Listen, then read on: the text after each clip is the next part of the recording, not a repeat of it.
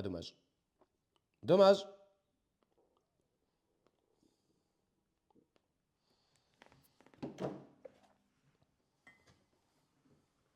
Qu'est-ce que je pourrais mettre là-bas à gauche?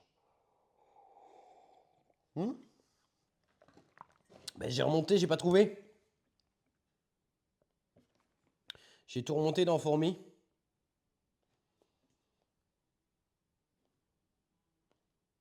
J'ai les 10 000. J'ai la cétoine dorée. Le 27. Ah, super. J'étais passé trop vite. J'avais mis courgette à droite et j'avais mis tomate, basilic, fleur.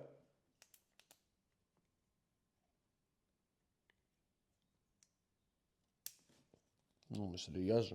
Non, mais ça, je pense qu'on change. Les fleurs, elles sont devant. Les fleurs, elles sont devant. Le basilic, pourquoi pas. Mais non, j'ai changé ça. Courgette, je vais les foutre ailleurs. Ça prend trop de place. Et d'ailleurs, c'est pareil. On a un parterre là, à droite, où il y avait écrit navet, panais, betterave. Ça, on le change. Il y a plus navet, panais, betterave à cet endroit-là. Il sera remplacé par des piments, encore une fois, je pense. Parce que piments et carottes, je pense. Et encore, je suis pas sûr pour les carottes parce que en fait, on est sur le parterre de la Facélie. Le parterre est redevenu sec et ou alors ça serait un parterre de fleurs. En vrai, pourquoi pas un parterre de fleurs, hein. Parce que en fait, c'est sur but et c'est sur but, c'est une tannée pour l'arrosage. Ça sèche en deux. J'aurais jamais dû faire ça. J'aurais jamais dû faire ça.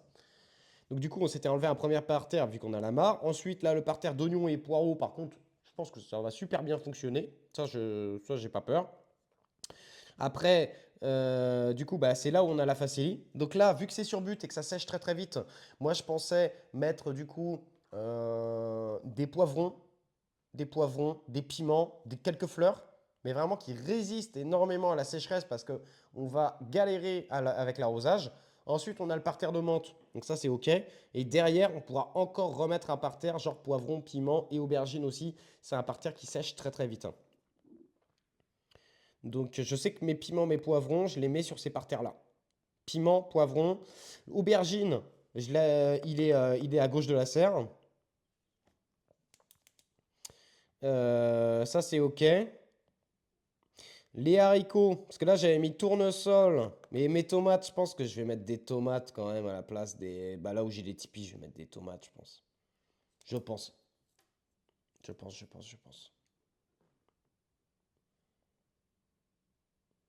J'avais mis tournesol, melon et fleurs sur ce parterre-là, là, le parterre tout à gauche. Ok. Sur le parterre tout à gauche, j'avais mis tournesol, melon et fleurs. En soi, c'est pas con. Mais par contre, je mettrais pas mes tournesols géants.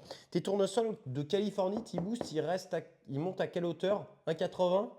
Je mettrais bien ça, hein. Je mettrais bien les tournesols de Californie. Je voudrais du tournesol, mais qui monte pas très haut.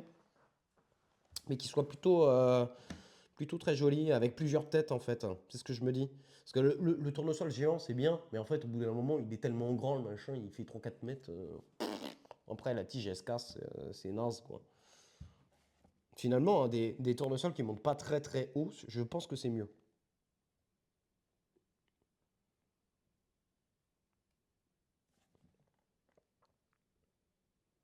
Au fond, on avait mis concombre et courge. Je pense qu'on va plus partir sur courge que concombre.